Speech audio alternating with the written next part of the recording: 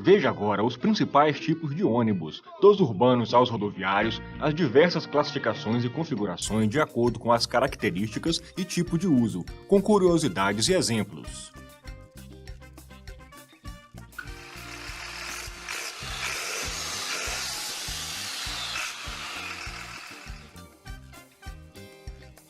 Quando se fala de ônibus, há uma grande divisão entre urbanos e rodoviários, mas está longe de ser apenas isso.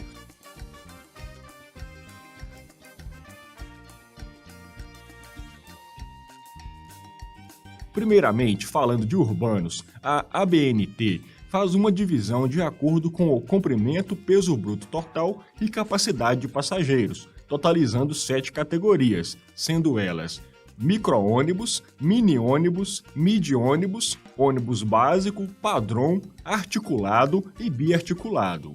O micro-ônibus é a menor configuração, deve ter peso bruto total entre 5 e 8 toneladas, comprimento máximo de 7,4 metros e capacidade entre 10 e 20 passageiros sentados.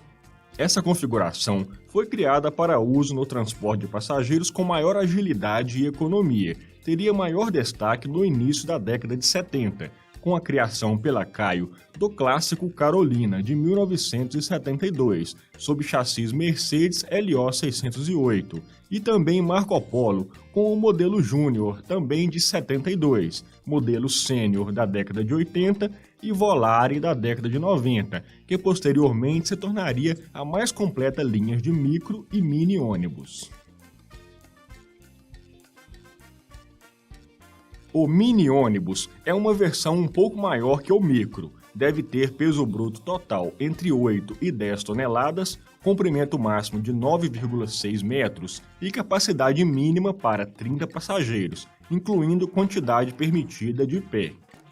Assim como o micro, a ideia é maior agilidade e economia no transporte, porém com maior capacidade de passageiros que o anterior. O midi-ônibus é uma configuração maior que o mini e menor que o convencional. Deve ter peso bruto total entre 10 e 15 toneladas, comprimento máximo de 11,5 metros e capacidade mínima de 40 passageiros, incluindo sentados e de pé. É também muito utilizado em centros urbanos, por sua maior agilidade para o tráfego em vias locais em bairros. O ônibus básico médio deve ter peso bruto total entre 15 e 16 toneladas, comprimento máximo de 12,6 metros e capacidade para no mínimo 70 passageiros. Essa categoria se difere da próxima, ou padrão, na capacidade em geral. O padrão deve ter de 16 a 26 toneladas de peso bruto total, capacidade mínima para 80 passageiros e comprimento máximo de 14 metros na versão 4x2 ou 15 metros na versão 6x2.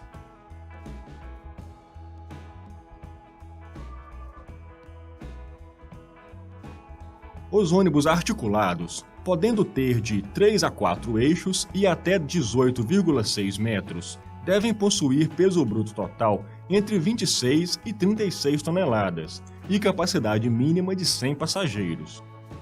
Essa configuração surgiu da necessidade de se transportar maior quantidade de passageiros, mas com um veículo com maior capacidade de manobra. Inclusive, na história, curiosamente, uma das tentativas de modernizar e dar mais capacidade ao transporte urbano foi a criação de carretas para passageiros, apelidados de papa-filas. Os primeiros operaram em São Paulo em 1956, com cavalo mecânico Fenemê e reboque Caio para 120 passageiros, seguido por vários outros projetos em conjunto, como Massari, Grace, Mercedes e Scania.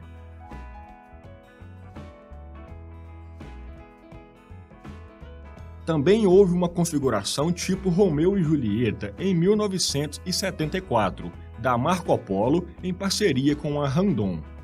Modelos primitivos de ônibus articulados surgiram na Europa nos anos 20. No entanto, os primeiros ônibus articulados, similares aos dias atuais, começaram a surgir na década de 40.